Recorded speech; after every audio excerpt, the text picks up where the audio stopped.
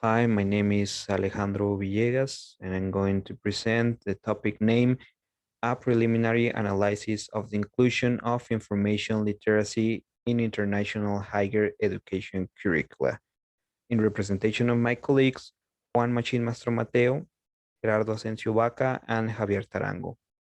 So we start first knowing that information literacy is recognized as an important 21st century skills for the information society. Hence, including it in higher education curriculum is necessary. Information literacy is related to the development of information and research skills, thus knowing the proper ways of including it in the study plans is important. In library courses may not be enough to develop such skills. Um, Despite considering that information literacy integrates generic competencies and it is possible to transversely including it in different bachelor's programs. The objective of the analysis that we did was first provide elements for the development of a common curricular framework that enhances the information and research skills in the University Autónoma of Chihuahua in Mexico through a comparative analysis of study programs at an international level that have integrated information literacy to curriculum. Using a checklist to guide that such analysis. Here method, we use an exploratory and qualitative methodology in order to obtain through bibliometric data the bachelor study program from universities considered successful in research to make an evaluation. Then we use a checklist to allow the evaluation of the following dimensions in the study programs: infrastructure and resources, competences, contents, methodology, educational strategies, and information literacy. Then we did the analysis of each study program. And we only present the analysis of the latter dimension, information literacy.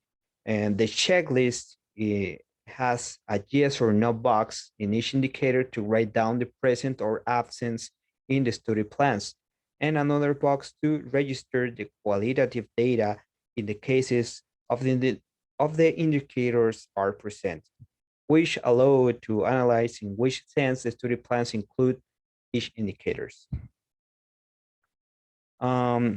Here in the criteria for selection of cases, where first the universities ranked in 2020 SCImago Institution Ranking.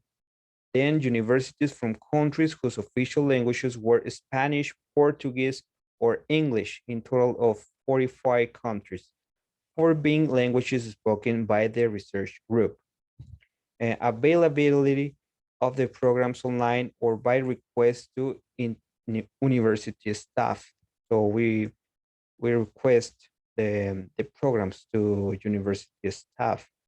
And bachelor's program selected according to the specialty field of the university, determined by the number of publication indexes in Scopus.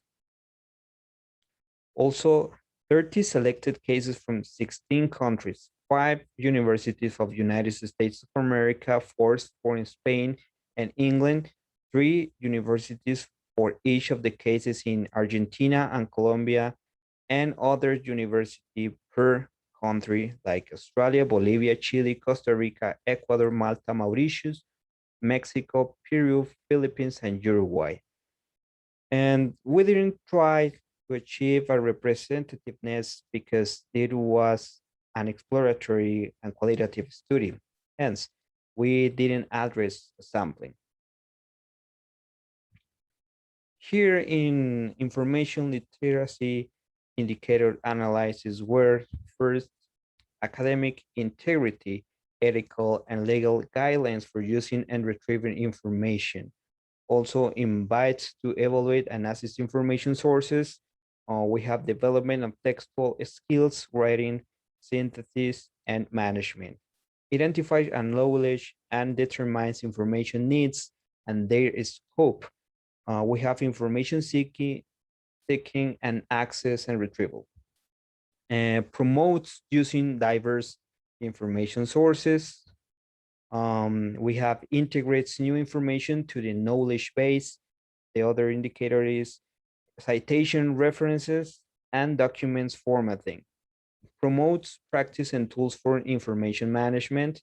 We have our indicator that is explicitly mentioned and information literacy standards. Promotes the use of information sources like libraries, databases, or repositories. And finally, we have bibliographic characteristics.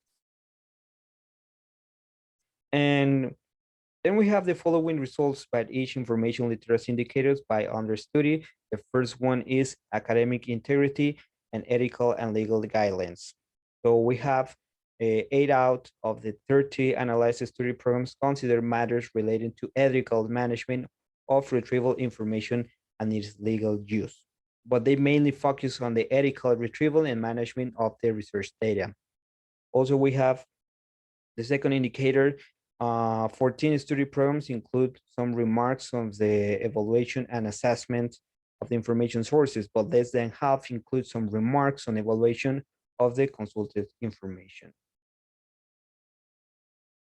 In development of writing skills indicator, we have the development of technical, scientific, or academic writing skills appear only in 19 of the analyzed study programs. The second indicator says only 2 of the 30 analysis study programs fulfill this indicator, which might be a sign of the little interest in this point, either because it's may seem irrelevant or it already has a recommended bibliography. The next indicator say that a half of the study programs include some remark about the development of competencies regarding seeking, access, and retrieval information. Promotes using diverse information sources indicator says that 2 universities chose this in their study programs. These indicators will have the purpose of increasing the numbers and quality of the information sources that students use. The next indicator says that this aspect is present in 19 study programs and its purpose is being using information to enrich their bases, that is, help them to create better analysis or produce new knowledge. In citations, citation reference and document formatting indicator, only 2 study programs explicitly include these formal matters in the documents. These are important aspects for they allow to give the right credit to authors or other works, and those fulfill ethical issues besides using the scientific communication canons. The next indicator says only 6 study programs consider this indicator about the practices and tools to facilitate the use of information by students, which also includes the development of digital or information skills. For instance, using the reference manager. The next indicators related to promotes the use of information resources says only 3 of the study programs explicitly promote the use of the library, databases, or repositories. And we go to know about the bibliographic indicator results. And first we have only 10 of the 13 selected study programs include a bibliography, where it should be available in the library even when it's outdated. Other bibliographic indicators include the following 2 tables. The first table said one of the study programs included only 1 document and another one has 51.